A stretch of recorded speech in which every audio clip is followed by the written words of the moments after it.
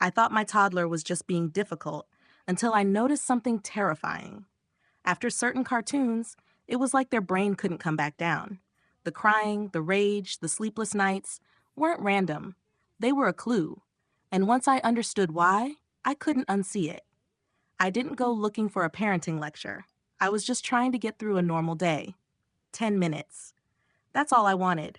Enough time to make dinner, answer one message, or stand in the kitchen without someone crying at my ankles. So I did what a lot of us do.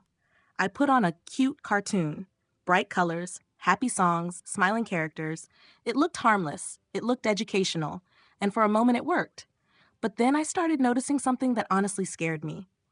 My toddler wasn't just watching. They were gone, like the room disappeared.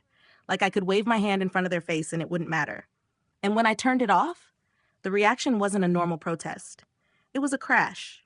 Tears, rage, restlessness, like their little body couldn't come back down. That's when I asked myself a question I couldn't shake.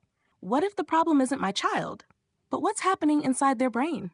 That question pulled me into something I never expected to care this much about: how a baby's brain is actually built. In the first 3 years, the brain grows at a pace that feels almost unreal, forming more than 1 million new connections every second. But what surprised me wasn't the number. It was what those connections are meant to be shaped by. Not entertainment, not content. Real life. A face that responds. A voice that pauses and waits. Hands that hold, point, and guide. That slow, warm back and forth that tells a baby without words, you're safe here. And the more I learned, the more I realized how mismatched fast cartoons are to that design. A baby's nervous system isn't built for rapid scene changes, flashing colors, exaggerated movement, and nonstop sound. It's built for the rhythm of human interaction, where the brain has time to process, settle, and connect. And when you flood a developing brain with constant stimulation, it doesn't just watch, it adapts. And that's the part that made me stop blaming my child and start looking at the design of what was on the screen. Because the real issue isn't that cartoons exist. It's that so many modern kids' shows aren't built around development. They're built around attention. They're engineered to be impossible to ignore. The pacing, the sound, the constant movement, the bright color shifts, none of it is accidental. It's designed to keep a tiny brain locked in, second after second, without a break. And when I learned how dopamine works, it suddenly explained what I'd been seeing at home. Dopamine isn't just the happy chemical. It's the brain's reward signal. It's what makes something feel exciting, urgent, worth chasing. Fast-paced cartoons trigger that reward system over and over, like tapping a button that says, more, more, more. So after the show ends, real life feels flat. A quiet toy feels boring. A book feels slow. Even independent play can feel frustrating.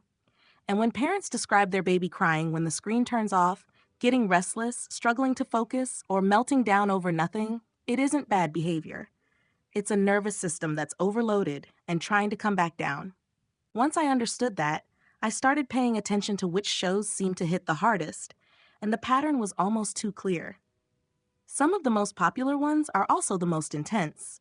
Cocomelon, for example, has been analyzed for its rapid cuts, exaggerated movement, extreme color saturation, and high-energy songs that barely leave space for the brain to breathe. Fast-edited versions of Baby Shark do something similar, layering loud beats, flashing backgrounds, and constant motion on top of an already catchy loop. Blippi adds another kind of overload, a loud voice, nonstop jumping, big gestures, and a level of excitement that never comes down.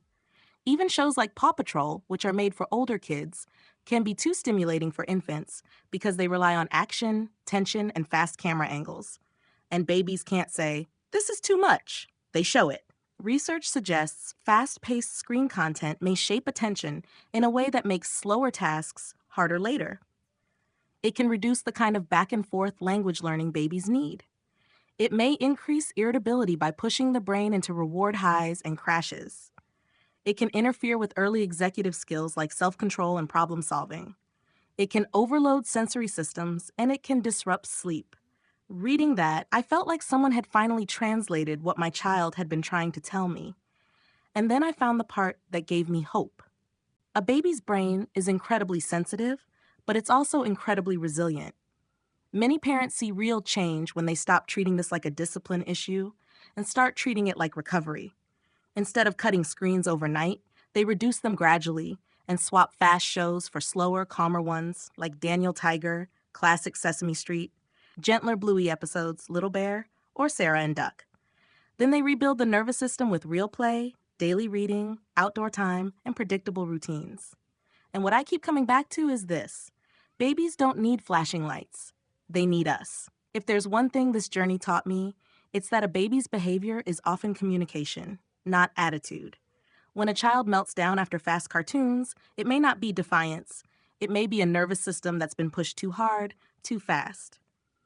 The deeper lesson is simple but powerful. The healthiest kind of stimulation for a young brain isn't louder, brighter, or faster. It's slower, safer, and human. And we can apply that today by choosing connection over convenience more often, even in small moments. I'd love to hear from you. Have you ever noticed your child becoming more irritable or restless after certain shows?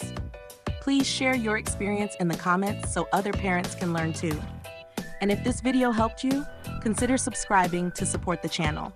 It truly helps me keep making thoughtful content like this.